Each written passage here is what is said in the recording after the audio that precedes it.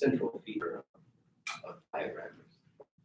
So my first year project, which I completed last year, looked at this syntax in terms of a procedural instruction. So as an example, this is a recipe for banana bread. You could follow this T and make banana bread using just that.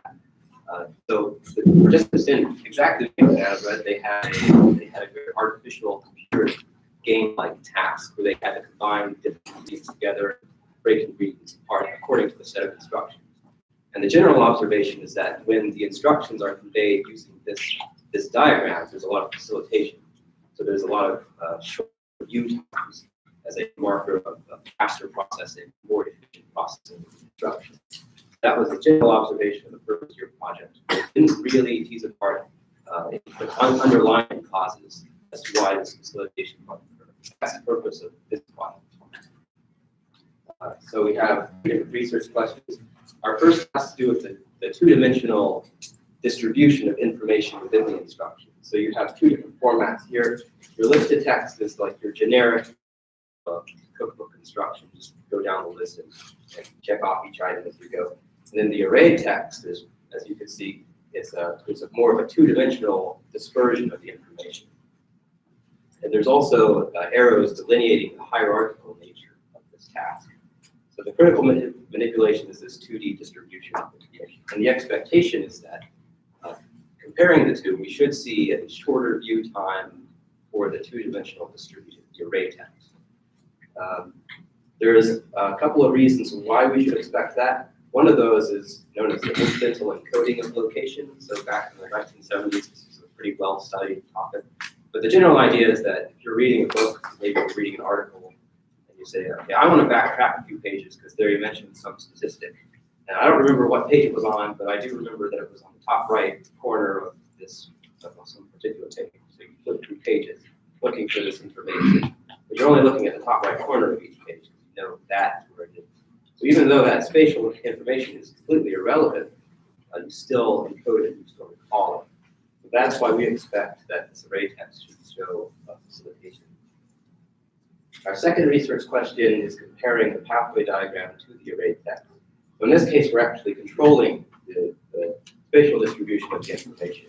So wherever you see a step in one of the formats, there's a corresponding step in the other format that's generally in that same spot. The thing that's being manipulated, as you can see, is the presence of these graphical arrows. So a reduction in text and the presence of these merging of divergent arrows. And we are expecting to see facilitation in the pathway diagram compared to the array text. And then our third research question is the replication of my first year project. And that has to do with the pathway diagram and your sort of generic list style text. And previously we saw significant facilitation of the pathway diagrams. We expect to see that again. And this is the task that the participants have to go through. So very artificial, sort of gamified task. Your job is that you have a series of objects, and you have to transform these objects into final products using a set of instructions. To access these instructions, you have to click on this console in the center here. And as long as you have the mouse held down, that those instructions are going to be open. So that's how we measure the viewing time. So whenever you release the mouse, the instructions spontaneously disappear. And so that's our main vision variable, that viewing time. So the procedure, we start with a general tutorial, video instruction on how the game is played and how to use the controls and everything. And that's followed by a short practice session, just to familiarize participants. And then that is followed by 3 different trials. So it's within subjects. Each trial has a unique format, and each trial has a unique task. The task specifically refers to the specific sequence of steps that you have to carry out, which items to combine, which stations to use, that sort of thing. And all of that is followed by a short demographic questionnaire. And each of these tasks starts with an explanation of the format. So this is what these arrows mean, follow the steps in the direction of the arrows, try not to complete steps out of order. You literally can't complete steps out of order. And that's followed by a practice session with that format and a data round for data. And that's followed by subjective ratings of the format and of the task, specifically cognitive load of the task. And as far as participants, we could a total of 88 of those were pilots just to tweak the program and get rid of the bugs, which we found because there were another 3 that were excluded because of a game-breaking bug and made it impossible to complete the task. It was a collision detection bug, so some of the objects would magically morph phase through the walls, which is bad for task. So those were excluded, and we excluded 3 because they failed to complete the task. That was a criteria, which is a lot better than first-year projects where we excluded 11. Failed to do that. That's probably a consequence of just revising the task and making it more feasible. But I didn't analyze that specifically. And our final end was 36, so 1 participant per counterbalance cell. And there was a healthy distribution of computer game experience within that. An analysis consisted of a repeated measures MANOVA, so independent variable being a format. The main dependent variables of interest are the view times, so cumulative and mean view time. That's where we are expecting to see differences. We're not expecting to see differences in these other measures, but those are included just to make sure there's no other shenanigans going on, no other confounds. So view frequency, that's the number of times within a task you've looked at a particular instruction. Execution time is the amount of time taken to complete the entire task minus the viewing time. So the time you spend doing everything else. That principle should not differ because we're carrying out the same task. And then the number of errors, if you put in the wrong objects into one of the stations and try to transform it, there's an angry buzzing sound that the station generates. So that counts as an error. And these are our results for review time. So on the x-axis, we're looking at different formats, and on the y-axis, we're looking at time. So a shorter time indicates a more efficient process of the instruction. So shorter time is better. Contrary to our expectations, there wasn't much of a difference between list and array format. But for pathway, there was significant facilitation compared to the other 2 formats. That was the case in the previous study, and that's our predictions. And these error bars, those are standard. These are view frequencies. So again, looking at different formats on the x-axis and the y-axis, we're looking at frequencies within a single task. There's no significant differences in this measure. And then finally, our measures of error. There's no significant difference in the errors per se, but that is very exclusive measure of errors. You could argue that that errors could occur elsewhere within the tasks. That's why we include execution time on the right. There's no significant difference here in execution time, but it does approach significance. So that's a little bit worrying, and I'm hesitant to make any interpretations about that. That is still so we made 2 general observations. The facilitation due to the pathway diagram. That's comparing it to both of the text formats. That's consistent with our first-year project. There's a couple of explanations for it. One is that well, there's less text in the pathway diagram, so it takes less time to read, of course. Another explanation is facilitated search. So within the pathway diagram, ingredients are still depicted as text. So if you're looking for an ingredient text, it's the array text. And then our second observation was a lack of significant difference between the array text and the listed text. A couple of explanations for that too. One is the boring explanation, that there's no facilitation that's going on. The other explanation is that, well, maybe there is facilitation going on, but for some reason the array text, there's some kind of counteracting added difficulty, or maybe the array text is more susceptible to error, and that would be corroborated by differences in error frequency or execution time. So execution time does approach significance. So that's I'm a little bit ambivalent about that. So both of those explanations remain on the table. Limitations, there are several, but the one being it's very hard to task. So in realistic tasks, it's unlikely that you're going to be able to represent the entire procedure in the pathway diagram. There could be, for example, certain safety procedures, or there could be negative information. avoid overmix that rapidly. So it would probably, in an applied setting, it would probably incorporate this with text instruction, which is not done here. So that's exclusively that format. The takeaways, we did find consistencies with our previous study of the first year project, but we did not find any facilitation due to spatially rearranging these text instructions. So the general conclusion is that pathway diagram, the main benefits, the main causative factor for that facilitation pathway diagram is not the spatial distribution of the information, but rather the conversion of text to hieroglyphic syntax. Several people to thank. I'd like to thank Doug, my advisor. Without this, would have been a mess. And then my RA, Caitlin, collected much of the data, and then I got quite a good bit of commentary from last year's HFDS conference. All right.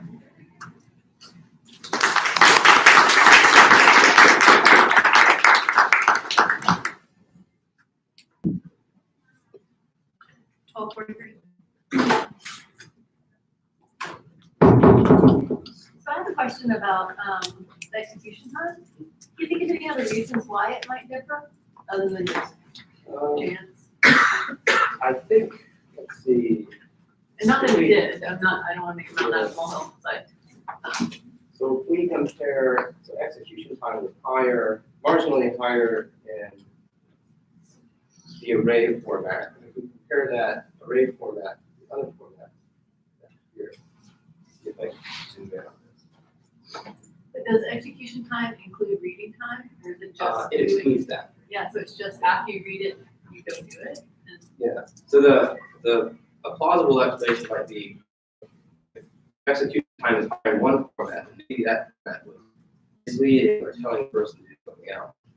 So that would be very bad in terms of making inferences about the efficiency. But if we compare all of these formats were informationally equivalent, meaning that whatever information is present in one format is at least inferable in the other format, maybe not explicitly inferable. But if we look at, for example, I'll take this step here. We're trying to build a cone out of a diamond and a pyramid. This same step, which is represented here, does not explicitly draw the link between the preceding steps. So I know that I have to complete this step and this step in order to arrive at this convergence step. I don't know that the diamond comes out of here. I have to explicitly read those preceding steps in order to make that. I'm thinking that maybe they're using other materials in the procedure. Maybe they're making incorrect inferences about where those materials come from. and it could be that they're spending some time turning either of those instructions, sort of encoding it into the action they take. And that after they look at it and it's gone, that's when they do that. And so it's going to be adding the one but not the other. That turning that into an action code is the time. I'm not sure. I don't know either.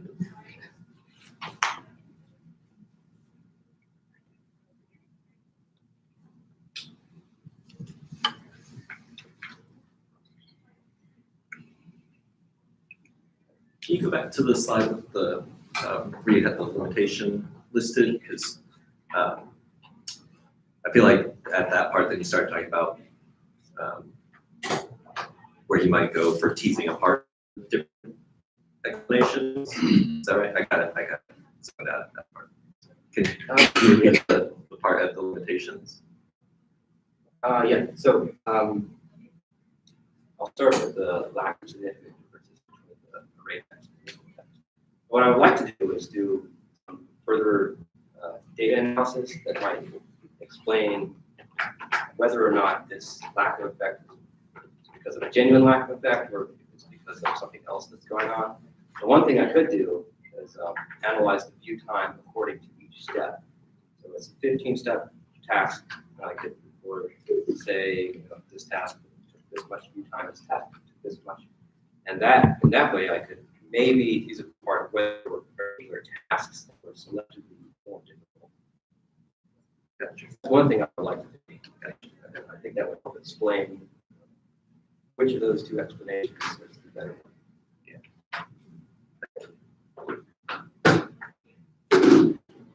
Any questions?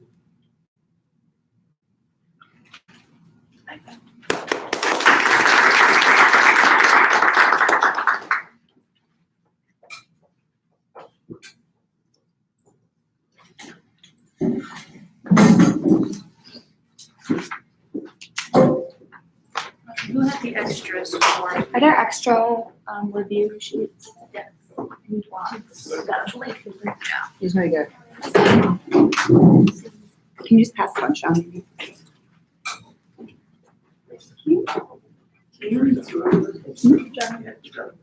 Good job.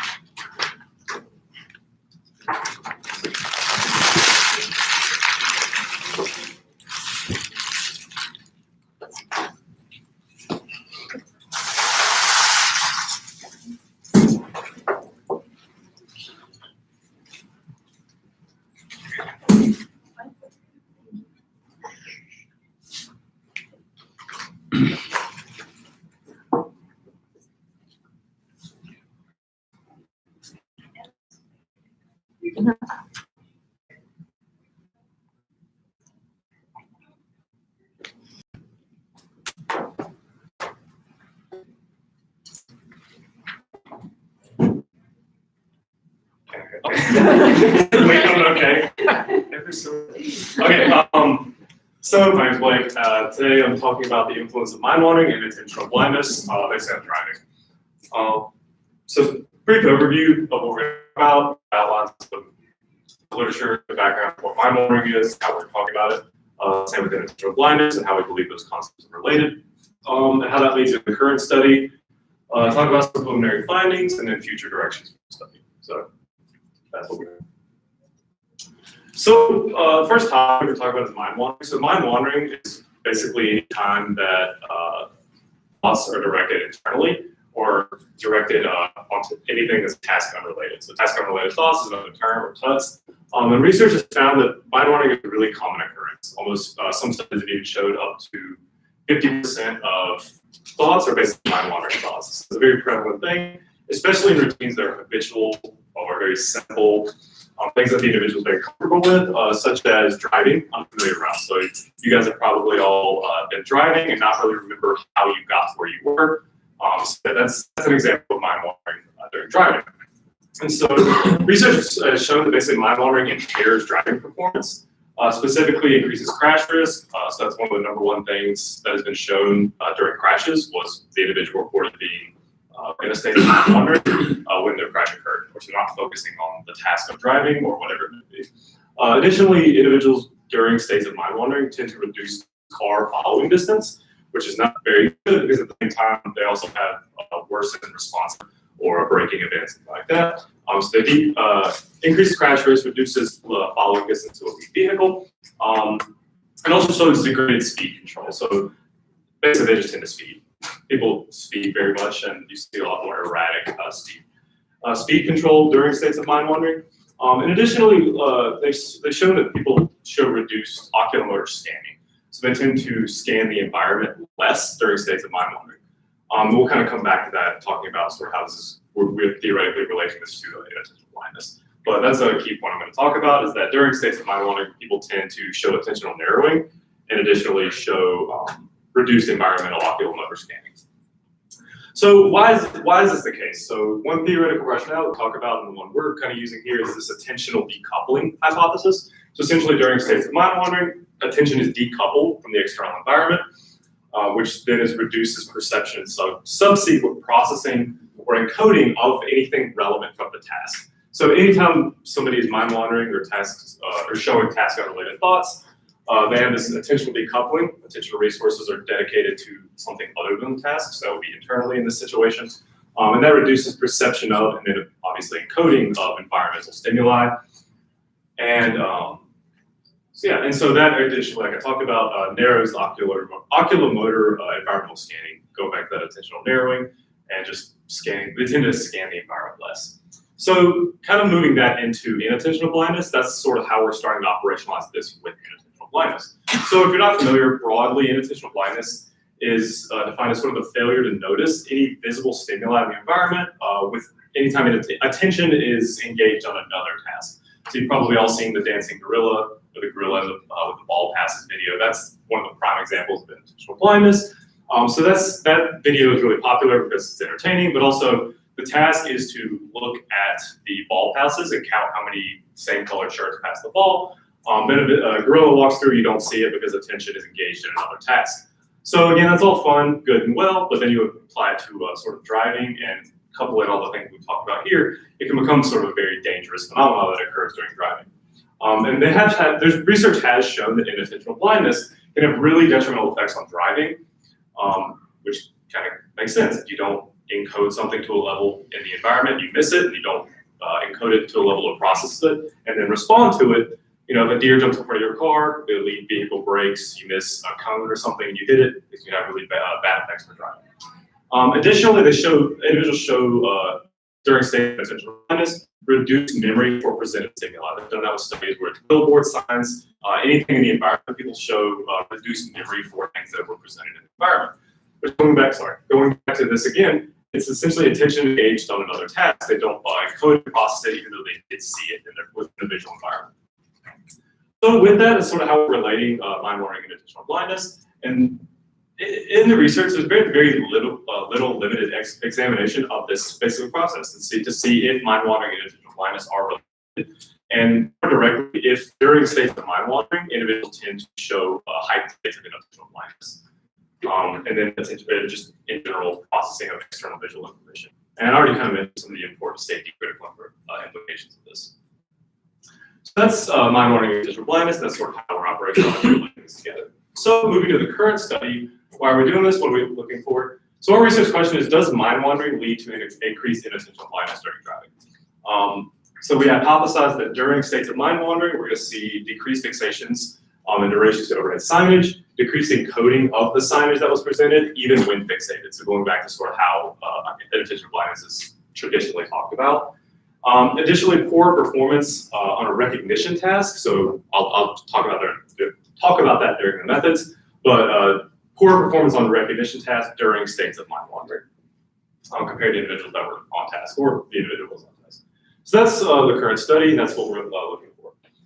So we had a simulated drive. The driving task is about roughly 2 minutes of a practice session, and then followed immediately by a roughly 25 to 30 minute experimental drive. And I'll talk about what the experimental drive is. So during the drive, individuals would be probed an audible beep, and they were instructed to, when they heard the beep, to indicate in the past 10 seconds their thoughts were task related or task unrelated. The example they were given is if you were thinking about driving or which lane to stay in, this would be task unrelated. Or if you were thinking about what you're going to have for dinner tonight, which some of you may be doing right now, that would be considered task unrelated or a mind wandering state. So that was, they were probed by that and had to press a button. You can kind of see the buttons right here, maybe a little small, but they indicated to be a button press. We manipulated lag for predictability, so it wasn't like every other sign got probed. So we did manipulate that to make sure it did become sort of an indicator of that probe was going to occur. Additionally, we had double overhead signs. Here was sort of an example of that. There were 40 double overhead signs, so there was a word on each side of the sign. And basically, individuals were told if the target word, so the target was always Ruby Avenues, that's R-U-B-Y. They were told if it was presented on the left side, so left of the two, they were to stay in the left 2 lanes. So this is an older picture. Should have updated that. The lanes were four lanes wide. They were told to stay in the left 2 lanes. If it was presented on the right side, to stay in the right 2 lanes. So that was their task for driving. Again, paired with this probing task, they were told to indicate their mental state. Yeah, and so about 5 seconds before each thought probe, again, this came around, was centered around about 5 seconds of presentation of the sign itself. So then Ruby acted therefore the target sign, and whatever was represented on the other side becomes the non-target stimuli. So our measures for mind wandering, like I said, were the responses to the probes, where an individual indicated if they were on task or mind wandering. Once probed, so vehicular control, so lateral and longitudinal control, that's lane, basically just lane deviation, how often they got out of the lane, and then longitudinal control would be speed, so over the duration of the drive. Those are two things commonly seen during mind wandering that I mentioned, so we want to sort of replicate that from prior studies. Additionally, oculomotor behaviors, we use the head-mounted eye tracker. That's what this picture is. This is the one we use. Basically, the sign panels. So these actual sign panels with the AOIs, the areas of interest. We looked at fixation, frequency, and duration, sort of as a function, as a measure of the processing of the signs. And then blink rate and pupil size, which is generally seen as sort of the generalized rate of visual processing. And then finally, the recognition performance. We looked at, again, that memory task they were given afterwards for the presented signs. They were presented with 20 signs that were actually during the drive and then 20 foils that were not during the drive. It has to indicate whether or not the signage that was presented on the screen was during the drive. And again, comparing that with when they were in mental mind wandering state versus on task. So those are our measures. So brief overview before I get into the results. So these are preliminary. This is N of 10, so we don't have all of the data yet. There were lots and lots of technical difficulties. So again, kind of for the reasons for the preliminary results. So just basically plotted the results we do have to look at sort of the overall trend to start to make sense of this. And then I'll sort of talk about the further analysis that we're going to be doing. So again, stepping back a little bit, this study was following up on Michael Gaten's dissertation and doing extension of that study. So this is sort of the replication of the mind wandering results we're looking at. So this is when I talk about that lateral control and longitudinal control. This is sort of the pattern of mind wandering you tend to see is as sort of the duration goes on, you start to see a higher proportion of mind wandering rates for both of these. So looking to replicate that. So for fixation duration, starting to get into oculomotor behavior, we plotted these trends, and over the drive, you basically start to see decreases in average fixation durations as the drive goes on. So we did this into basically 10 bins, just to look at the average data. So we separated the data into that. So that's sort of what that axis is. So overall, suggestive of sort of reduced levels of processing to the signage over time. So that's exciting to note that essentially individuals don't process the signage at the same level over time. So kind of getting at excitingly what we were hoping for.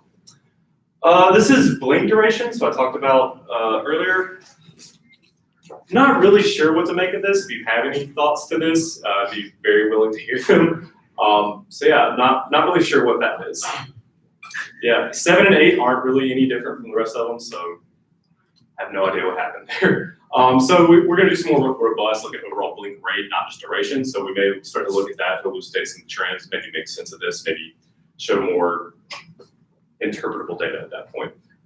Look at that, and compare that with the morning on task, and maybe start to make sense of this, what some of the blink data is telling us. So we have pupil size here. So we have average pupil diameter throughout the drive. So using, again, these bins, sort of time is that factor there. Again, showing decrease in average pupil diameter over the course of the drive, which again, exciting. So trend suggestive of decrease that overall rate of processing throughout the drive. So the individuals sort of aren't processing at the same rate throughout, which again, exciting, sort of making suggestive towards states of mind wandering and also getting to that reduced oculomotor scanning. They're not processing as efficient of a rate. So very exciting. It's what we're looking for. Further analysis, once we talk through all the technical difficulties we've been having, is pairing this oculomotor data with the time course of the drive to look at basically those eye movements during state of mind wandering, comparing it to off task or on task. And so that's getting at that really centric question to our research, or to our hypothesis and our research question. Additionally, pairing the oculomotor data with the memory test data to see how they performed on memory test data when they were in mind wandering states compared to on task states. So that's going to show a lot, again, kind of modeling and intentional blindness as this visual processing compared to recognition of the stimuli. And then we run a fixed effects model to analyze the basic driving performance as a function of that mental state. So again, how what do lane deviation and speed control look like over the drive when individuals were in a state of mind wandering compared to on-task clock. So that's sort of the to be done section. So overall, sort of the takeaways from this, what I'm taking away from this preliminary sort of analyses is suggestive of mind wandering. So that's very, very exciting to see that these data trends do sort of suggest and replicate what we tend to see for oculomotor data during states of mind wandering. Again, general rates of visual processing sort of decreased throughout the course of the drive.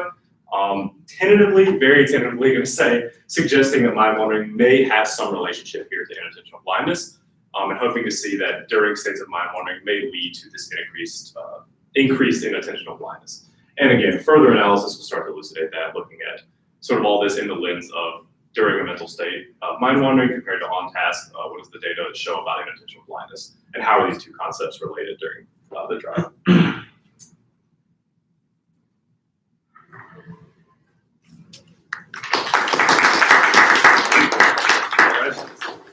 Is there a reason that you chose 10 seconds prior to when you prompted them to ask about mind wandering? So yeah, all of the task unrelated thoughts of the TUTs, all the research that uses the probe, that's the window they tend to use, Okay. and that's just been shown to be the most valid sort of window for when mind wandering occurs. So yeah, so, surprisingly valid measure. Yes. Did they know that they were gonna be in it for 20 minutes exactly? No. Okay, so they didn't know that, like, I was wondering if they maybe started to get tired and blinking, and then they're like, oh, but I'm almost done, so now I have my attention back. Oh, for the blink data? No, they had no idea of that, It's gonna end. nor the if I can find it. There we go. Nor the memory test, so they weren't told that beforehand. So they thought the end of the drive was the end of the study, and they were doing that memory test at the end. And so yeah, there's no indication of when the drive might be over. Also did ask people how long they thought they'd been driving at the end, and usually it was about an hour and a half. It's very boring.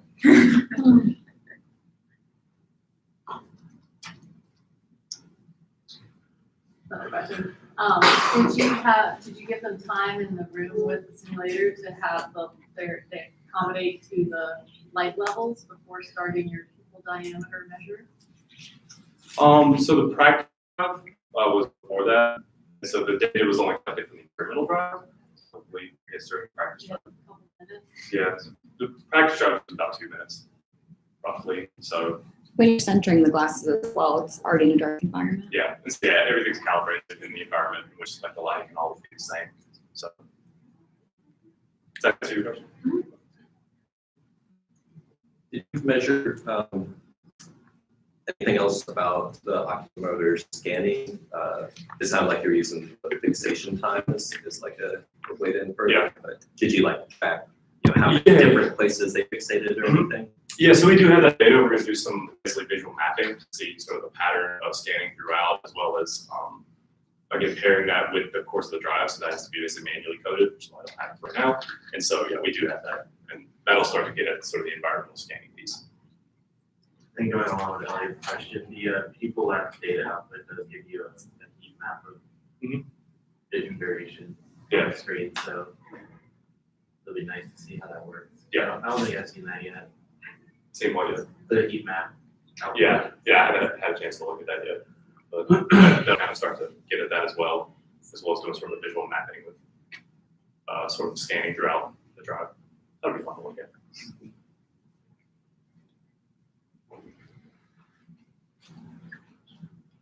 Any questions?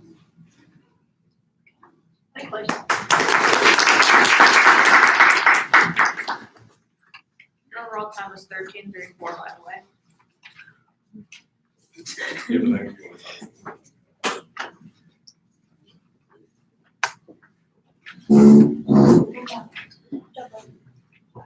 You did.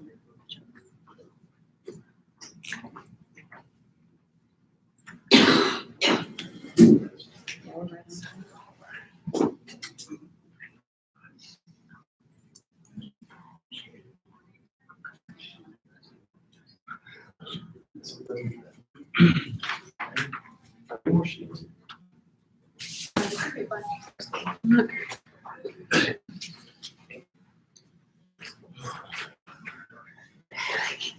to go. Okay, So my name is Braxton, and in my research assistantship, I work a lot most of my work comes in the form of user experience and usability, particularly in the healthcare field. And it's very applied and very specific to that interface or that user, that particular problem. And what I found that I was having a pretty hard time, as I would come back to academia, I was having a hard time shifting the way I approach a problem. That it's very, when I would work with usability, it would be very specific, very solving this problem for this interface, not using sample size or anything like that. And then I would come to academia and have to kind of shift into a theory-driven approach. And it was getting quite difficult shifting into the two. And so I wanted to investigate a way to kind of bridge those two or merge the two and see where the two overlap. And that's not to say that these two are opposites. I don't think that at all, but I do think when it comes to looking at a problem, they can be viewed from different perspectives. So particularly within usability, I'd like to look at error classification and then the usability solutions thereafter and ground them in psychological theory, particularly cognitive theory.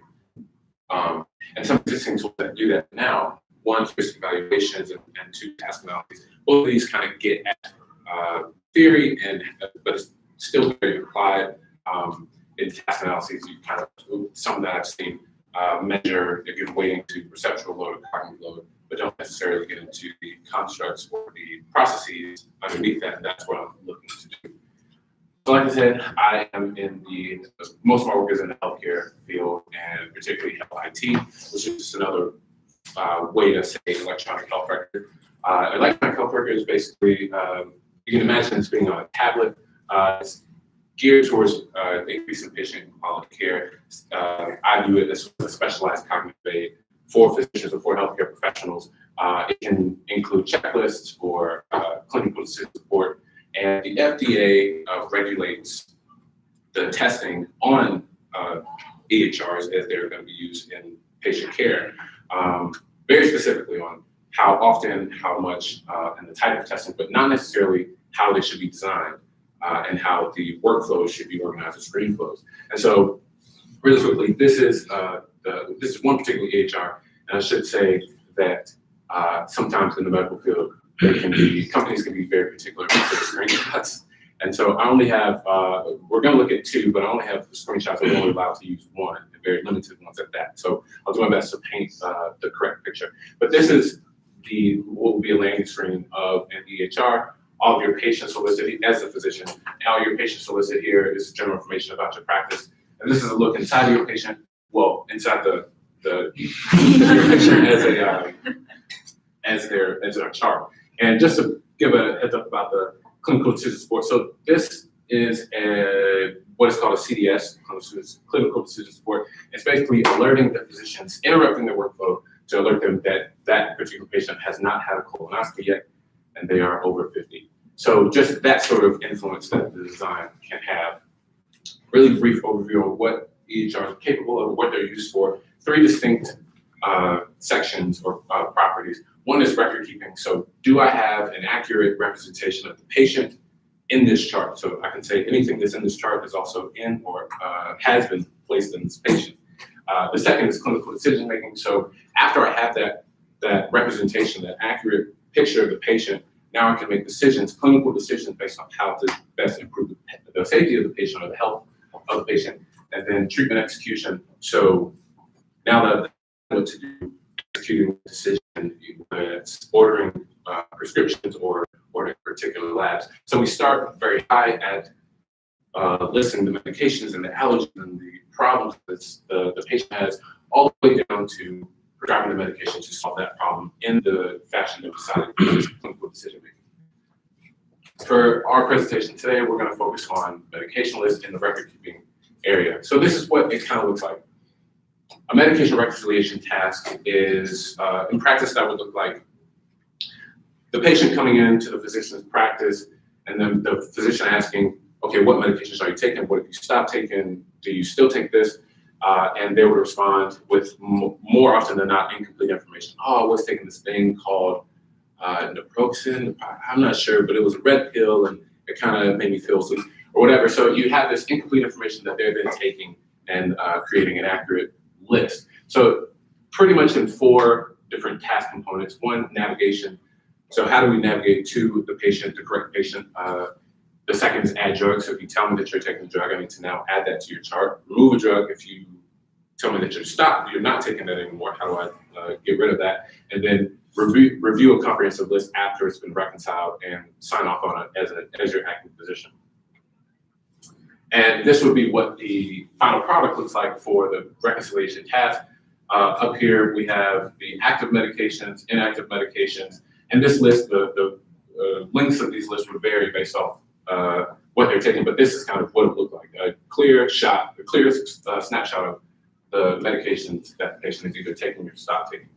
So for the current study, we focused on comparing 2 distinct EHRs, and we'll get into what separates them a little later, but 2 distinct EHRs on the medication reconciliation task with particular screen flows and workflows on how basically their approach to the medication reconciliation task overall. So we had 30 healthcare professionals with an average of about 10 years experience. Our 2 EHR softwares were done on an iPad. We had our experimental procedures basically told the physician what to do with the healthcare professional, You're gonna add this drug, you'll take away this drug, and our demographic experience survey just capture all the kind of individual components of the healthcare professional. So our task type was, for the project at large, our task type was within, so everyone did a navigation, add, remove, and review task. Our opportunity was the different EHR systems. And our dependent variables were click count, deviations, pass fail rate, and task time. So that explains the project overall. For this project, we're going to focus on a subtask analysis of the add drug task, and particularly we'll look at pass fail rates. And what I find a bit more interesting are the assessment of deviations. And that looks like this. So this is kind of what the day looks like in a, we'll call it raw form. So here is the what's called the golden path, and with the appropriate number of click counts to match of the most efficient way deemed by the product owner, the most efficient way to carry out the task of adding a drug to a patient's chart, and with the appropriate clicks or taps as it's a tablet. And here that's corresponding tab would show they tapped quantity ordered, they entered 7, but also here we can see the deviations of where, when, and how far they deviated on this particular step. So they were trying to press non-RX, and instead they pressed all these other things. And hopefully we can infer why. So we first want to look at failures and the rate of failure or with the given participant, so 15 in each category. First, we have percentage failure on the y-axis here, and the 2 distinct EHR systems on the x-axis. And you can clearly see that EHR2 had just about 50% fail rate, which isn't good, and EHR1 had right at about 10% fail rate. And we also wanted to look at a logistic regression, even though with the small sample size, we kind of wanted to see if the relationship was there.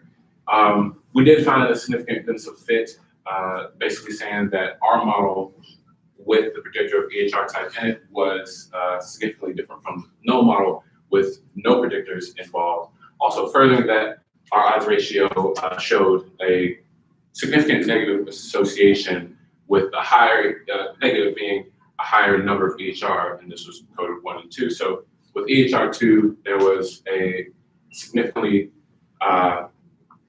less probability that you would end up in the target group of passing or doing this task in a pass manner.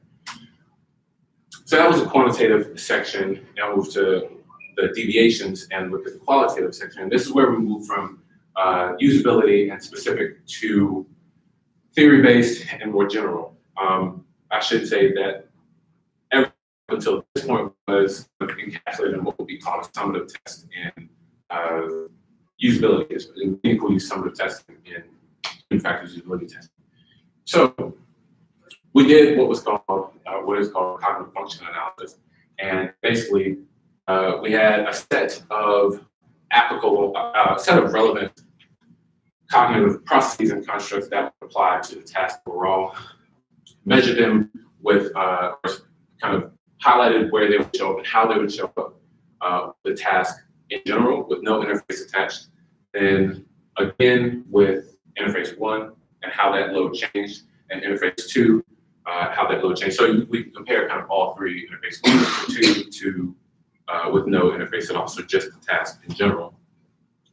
We measured quite a few. The ones we'll present today, in the interest of time, respect, attention, memory retrieval, and particularly aiding the mental model. So I'll go through it pretty quickly, but there are quite a few that I'd love to, I can talk about at great length. So I'll do my best to say brief. So we saw that selective attention was definitely needed in the task overall, especially amidst a number of distractors in the environment of a physician's practice. And that can vary given the practice, outpatient, inpatient, ICU, telemetry beeps, sort of even the thinking of what else I have to do with the patient down the hall.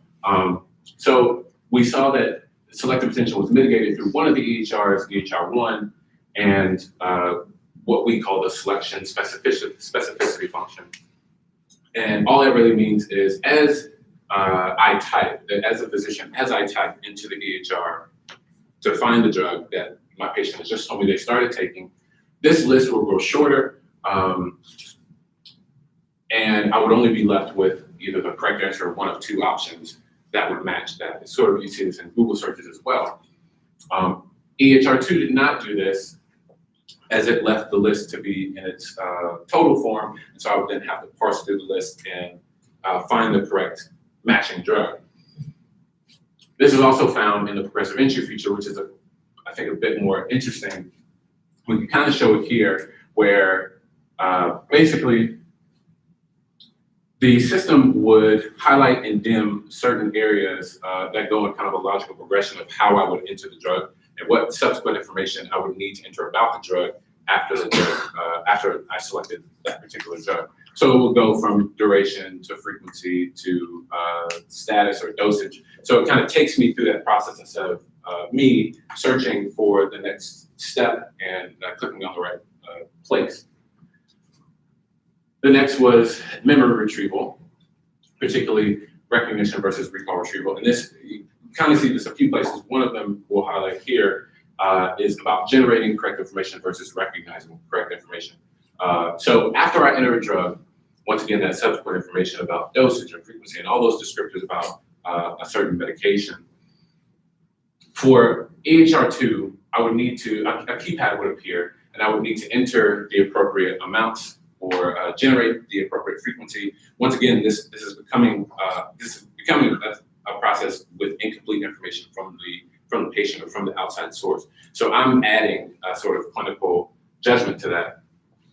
So with EHR1, it's instead of a keypad, it's a drop-down menu where only the applicable and correct responses are present, and I would choose the correct choice out of that list. So I'm now recognizing the correct answer versus generating that answer myself.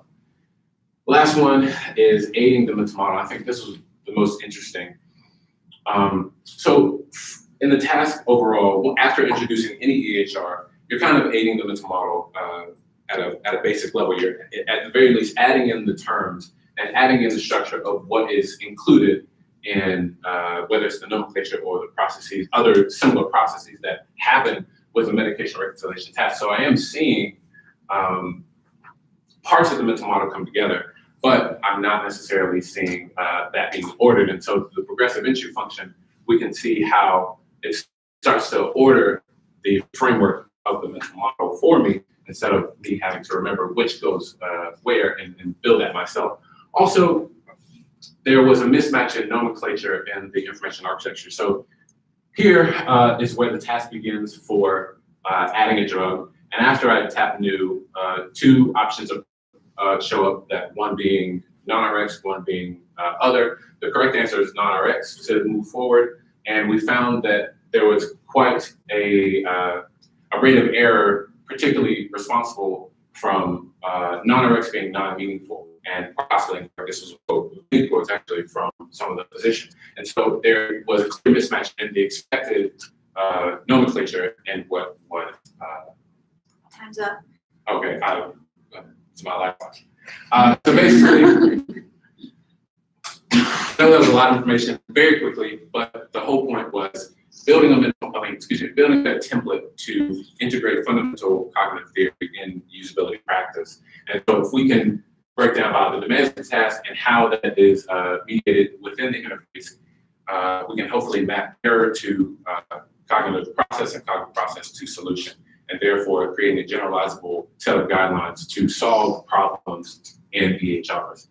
I'd like to increase the sample size, expand task type to all within an EHR, those other three legs, and even branch out outside of EHRs and potentially address some of the gaps in training for EHRs. But in general, I think this is a really great step in beginning to build the template for integrating usability and cognitive theory.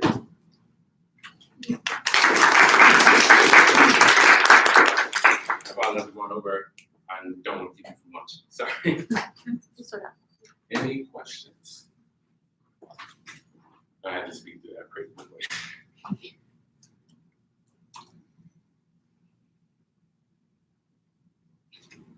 Aside from selective attention and building mental model, what other cognitive processes did you see that were supported or really not supported by EHR?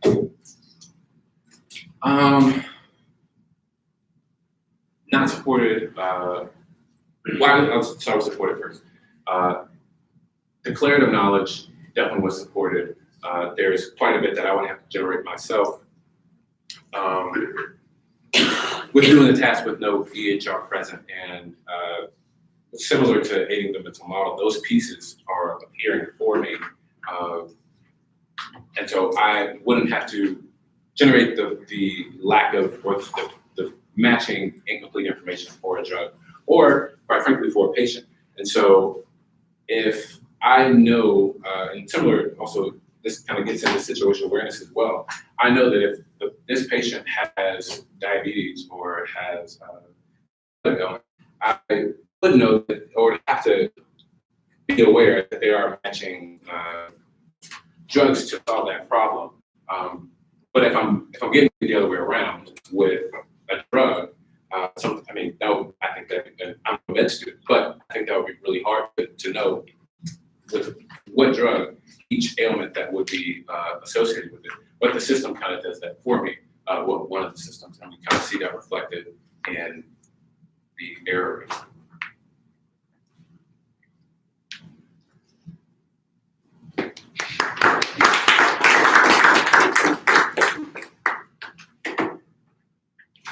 Okay, great. Well, let's collect everybody's comments into 3 files for the presenters, and then I'll grab the faculty ones and take photos real quick before we separate those so they can be put into the. Can we just do like 3 piles? And then- Right. Great. Your time was 15. And we'll go in order of when they presented. Okay, great. No worries. It happens.